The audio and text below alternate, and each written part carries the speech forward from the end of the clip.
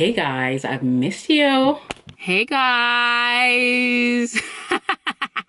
Alright guys, before I get into this video, I'm going to be sharing with you guys a product and a service called Let's Get Checked. Let's Get Checked provides simple at-home health tests that will give you clinical results online in 2 to 5 days. If you are curious about your health but don't have time to visit a doctor's office, then you can order from a range of different health tests from the Let's Get Checked website. They provide tests for sexual health, men's health, women's health, and general wellness. So in this video, I'm going to be showing you guys the female hormone test. The female hormone test is for anyone who is curious about their fertility status. If you're starting a family or thinking about pregnancy down the line, the female hormone test is for you. The test offers a comprehensive picture of your fertility status. So in this video, I'm basically showing you guys how I draw blood. Please turn away if you are squeamish. I'm not going to show you all of it, but it's very, very simple test. You can basically just pack it away, send it off to them, and voila. So I'm going to be giving you guys a 20% off discount code. Use my code Breeny20 if you are interested in any of these tests. Hey guys, it feels good to be back on YouTube. Oh my God.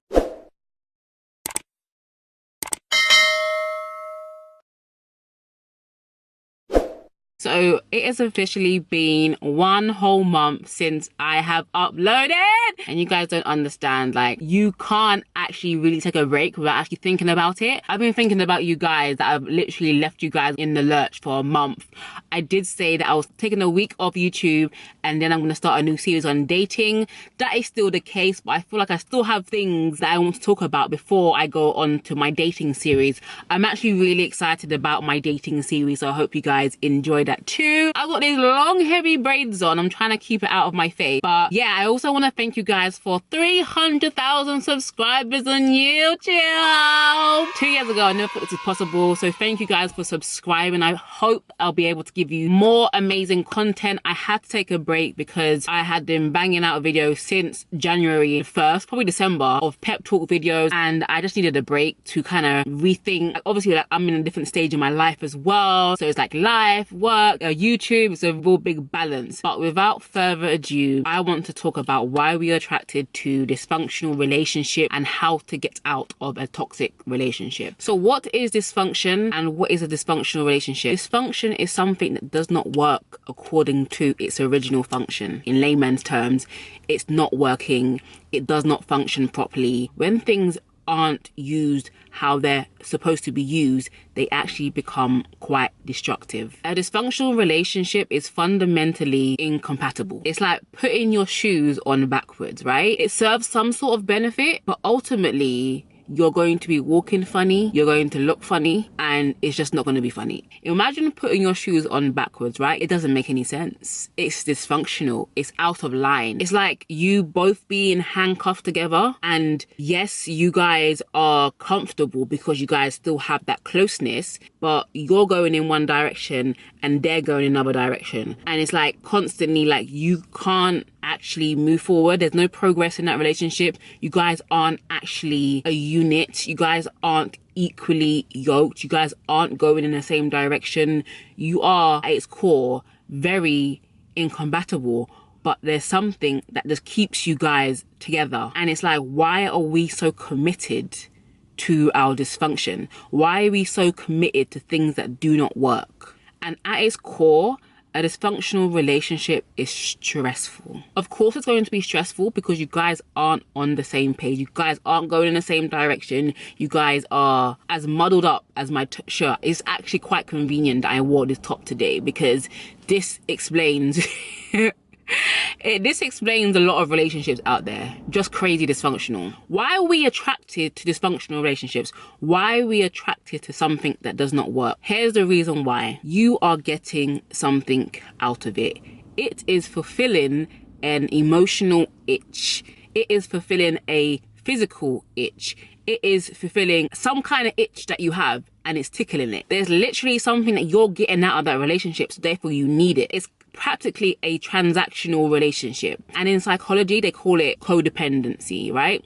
And if you watch my video on narcissism and the relationship that people have with narcissists, it's usually the people that are codependent that are attracted to abusive, narcissistic, sociopaths. It's usually people that have codependent tendencies. And a part of a codependent's fear is that they don't want to be alone. And so your thinking is that it's better to be in this dysfunctional relationship than to be alone.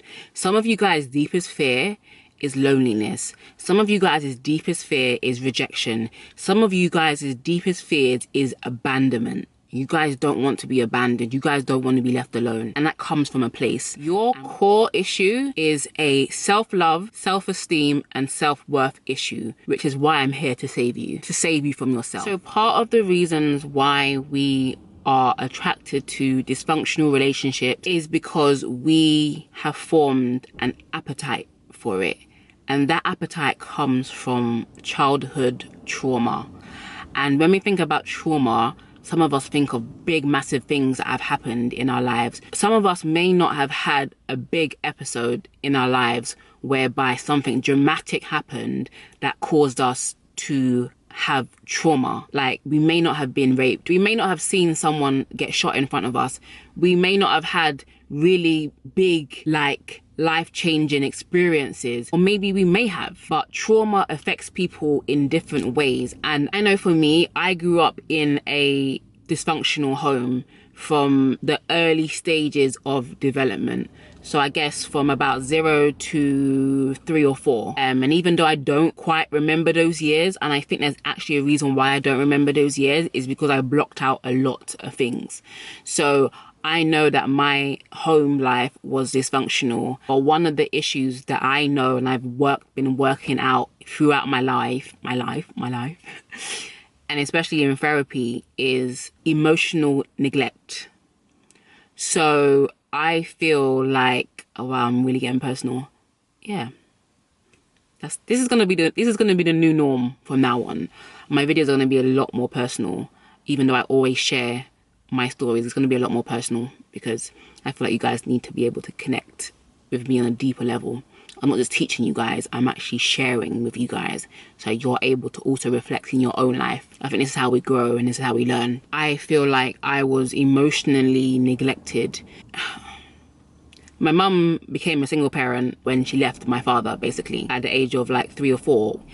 And so after that, my mum has always been and still always is a really, really busy person. And so by no fault of her own, when I was younger, I had her physically, but I never had her emotionally. And we talk about these all the time. And the other day, she was saying to me that when I was breastfeeding you, I wasn't even looking. Like, she was probably multitasking while she was breastfeeding. And in psychology, they say that when you're breastfeeding and you look down at your child, it's like the deepest form of connection that you guys can have. And so I feel like even from birth, because I was the last child of my father, I was the youngest, I needed all the attention. I needed all of the affection. However, I never got it. And I think I felt that way from 0 to 16, which is why I always sought for attention and affection in men.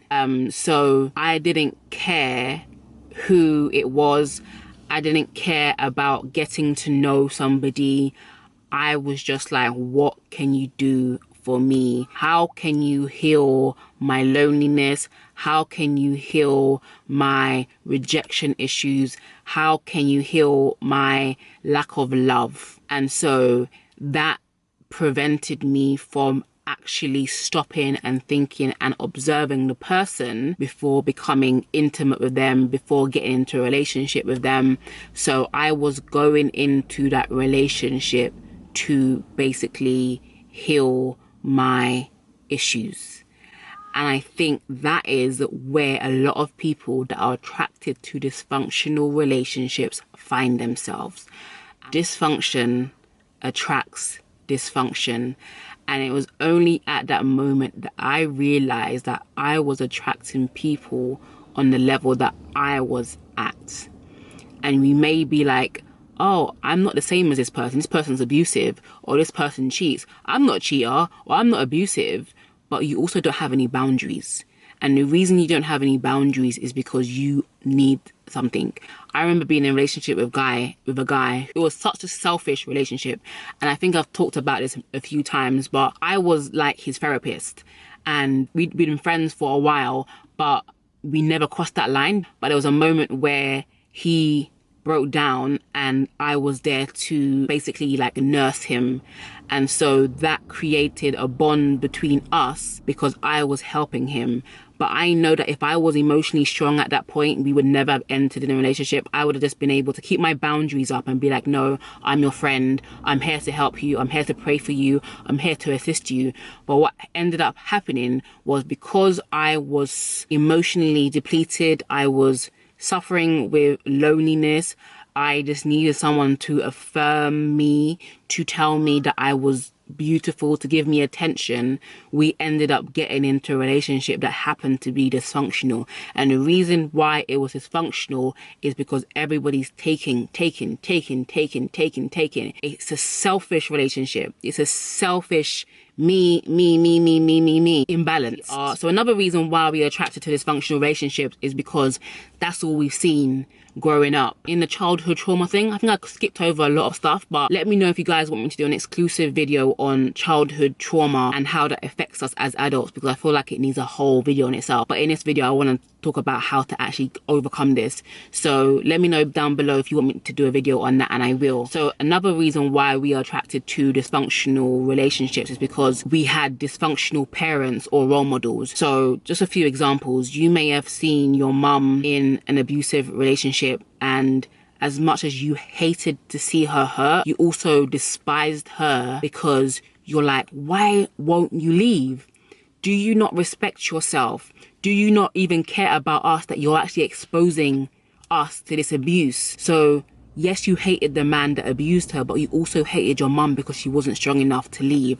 But now in relationships, you see yourself being that same person, that doormat. And dysfunctional relationships are learned behaviors. They're patterns of behaviors that we repeat and we recycle, and it's often called generational curses. And it's up to you to be able to break that and stop it. And that's why I feel like I dedicate my time to helping you guys understand patterns of behavior so that you guys can change it, so you guys can change your future, so that your children don't also repeat the things that you've done. And even though a lot of people like condemn this generation, I love this generation because I see a lot of us trying to make changes so that it doesn't affect the next generation. And I have to take my hat off to you guys. And even like men, and I know a lot of us are like, men are trash or whatever, but I know a lot of men who may not be with the mother of their child, but they love that child. They'll be there every week, and anytime they can see them, they're taking care of their kids because they know how it feels not to have a father in their life. So I see this generation, and maybe not everybody, but there's a lot of people that are doing the work. And so I applaud you. I applaud you for watching this video. I applaud you for wanting to change. I applaud you for wanting to become better. So I applaud you. You're doing a great job, and we're gonna get there. We're not gonna pass this dysfunction down to our kids. On God, period. So we have grown up seeing dysfunctional parents, dysfunctional relatives, dysfunctional marriages, dysfunctional children, dysfunctional role models in our lives. And it's like we see that, and that is just it. We are inclined to repeat the mistakes of the past. And if you don't have any positive role models, if you don't see anyone doing anything different, you're going to accept exactly what they've accepted. So the people in your life, the role models in your life, they may have set the bar this low. And so because it's so low, you're like, okay, well, at least I'm not in an abusive relationship, but I've got 4 baby daddies. And like, you kind of look at them like, well, you've been beaten. And they're looking at you like, but you got 4 baby daddies. Like, you're like, I'm not as bad as you, but they've set the bar so low. And it's our duty to raise that bar high where it's supposed to be. Raise your self-worth, raise your self-esteem, raise what you tolerate. There's a lot of things that a lot of you guys are tolerating that you should not be. Not in 2019. Not on my doggone watch.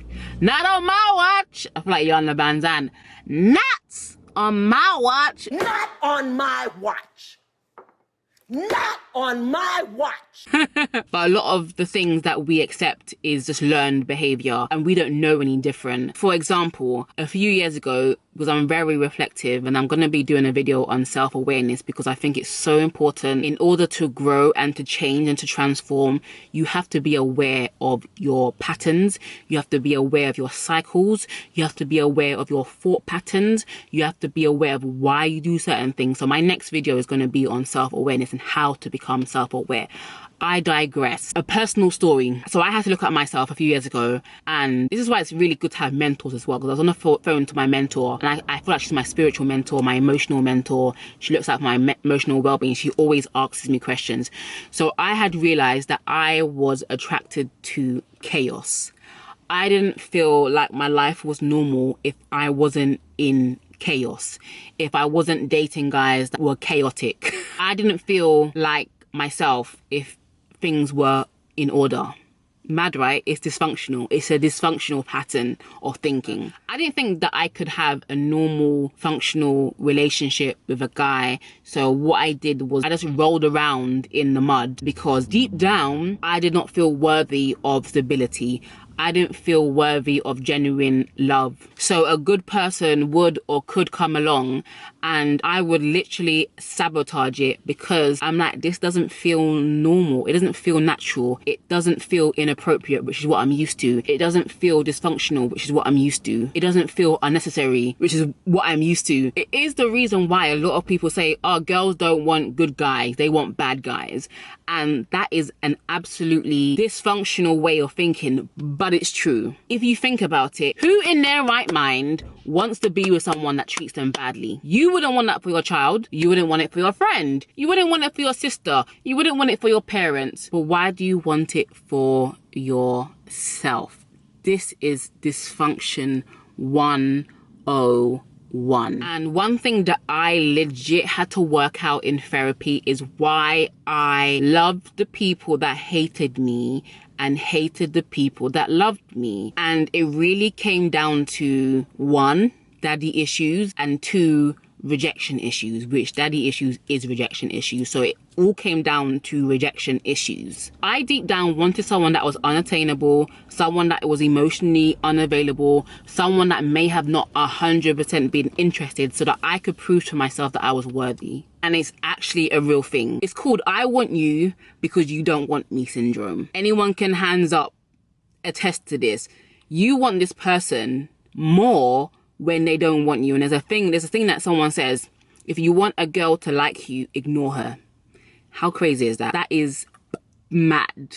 Crazy. Zikre. But it's like when we have low self-esteem, we have become so comfortable with our own negative thoughts about ourselves that we will actually seek out people and situations that validate those beliefs. It's like the devil we know over the devil we don't know. But it feels familiar. It feels like home. It feels normal to us. But our normal is dysfunctional. It's like we become so used to the idea that love is pain, that what we are calling love is actually us seeking validation and begging to have someone validate our worth. And it's like if someone healthy actually did show up and that was actually interested in us and that was actually showing us a relationship that we say we want, we would run, because it goes against everything that we believe about ourselves. And we would feel incredibly, completely uncomfortable. Have you become comfortable with dysfunction? Have you normalized dysfunction in your life? And if you haven't checked out my last video on love, I highly suggest you do so. So healthy, genuine love feels uncomfortable to us. So instead, we inadvertently seek out people that evoke those feelings of unworthiness within us. So how to know if the relationship that you are in is dysfunctional, or you knew your relationship was dysfunctional, that's why you clicked this video and you're actually seeking for help.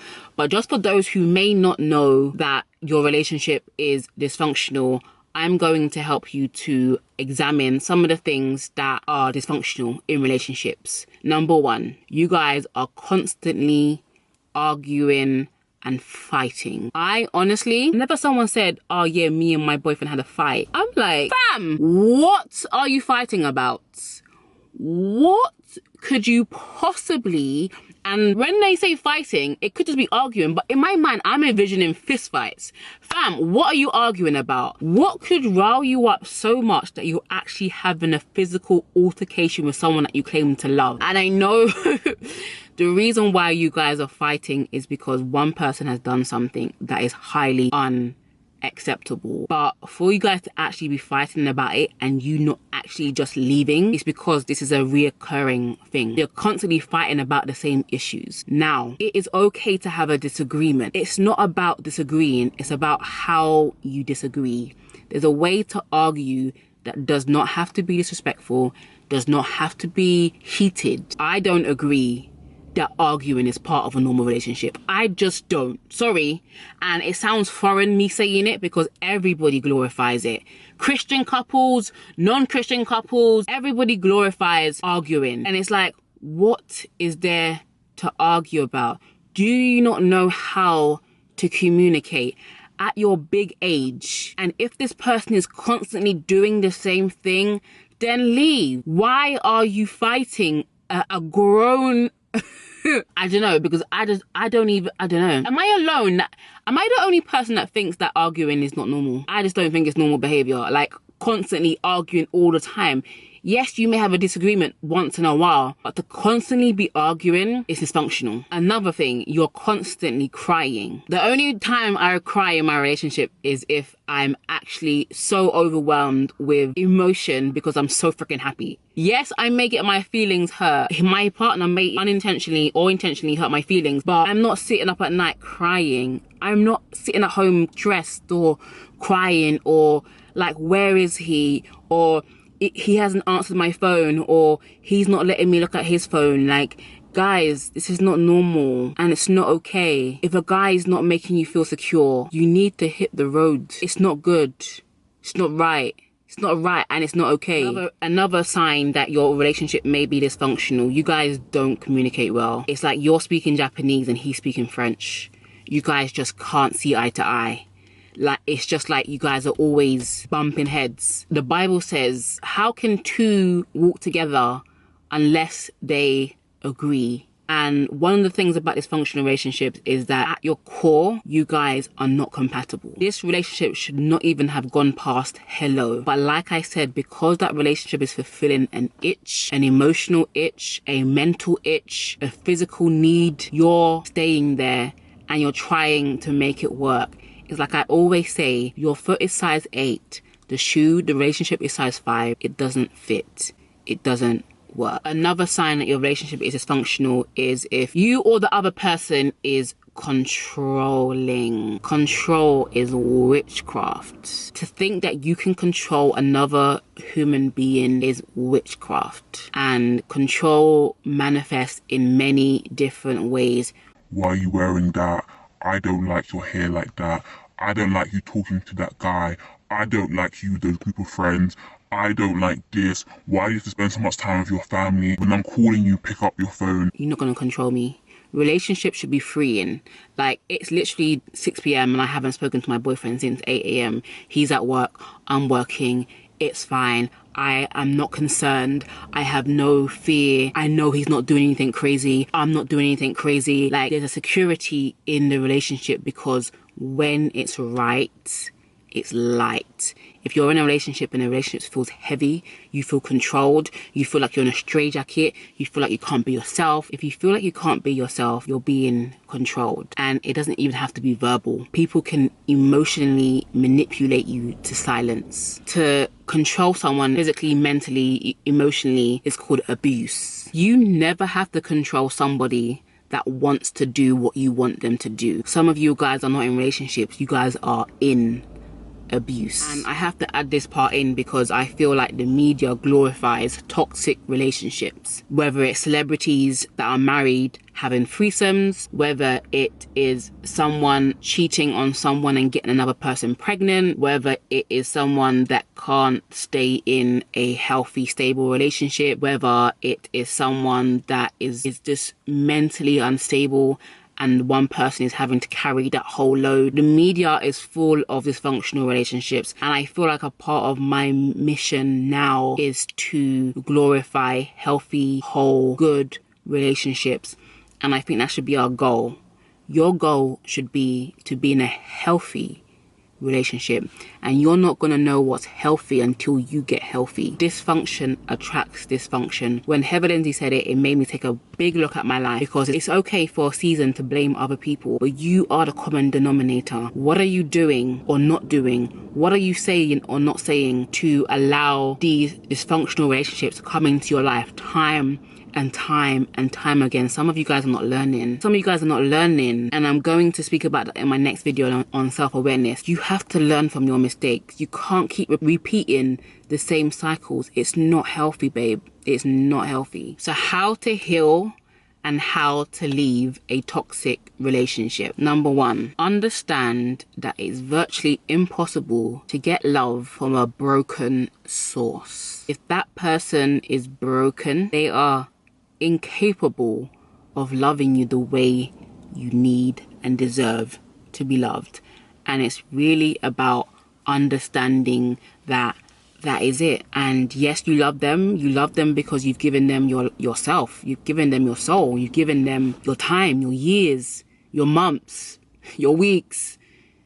You've given them your time, you've given them your emotion. If that person isn't loving you correctly, it's because they don't know how to. And unless they change by themselves, you cannot change that person. What you really want and what you're really seeking, you can't get from that person. And I would say you shouldn't even try to get it from a person that can give it to you. When it comes to matters of the heart, loneliness, rejection, abandonment, low self-esteem, low self-worth, nobody can give that to you. Ultimately, because I'm a Christian, I know that only God can give that to me. But after that, I know I can only give that to myself. I can only heal that within myself. And once you are healthy and you are whole and you learn to love yourself and you learn to say no, when you learn to set out boundaries, and you become, this is the big one, become okay with being alone. Become okay with being by yourself. You will not die, oh! You will not die, oh! You will not die, you will live. It is okay to be by yourself once you know who you are. Once you learn to love yourself, love your company, love being by yourself, knowing that you are the only person that can meet your needs. And I really want to talk about the traumatic childhood experiences, because ultimately when we were younger, our parents were supposed to be meeting our needs. If they weren't there emotionally, mentally available, we weren't aware that we were capable of giving it to ourselves because we're so young. We didn't know any better. So ultimately from the beginning, we just went to other people to do it. We thought that the only way to get our needs met was by someone else. And because our parents weren't doing that, we found someone else to do it for us. And so now as adults, we really have to learn to meet our own needs. In psychology, they see it as we have two selves. The self that we are now and the child within us. And so when that child cries, I need attention, our tendency is to go on Instagram and post a picture. Our tendency is to change our picture on WhatsApp. Our tendency is to go on Facebook and write a caption. Our inclination is to go to the club. Our inclination is to go somewhere else other than ourselves to get that need met. For example, let's use attention for a minute. This would be the appropriate reaction when you're feeling like you're lonely or you need attention, or your inner child, your heart is crying out for attention. This is what you do.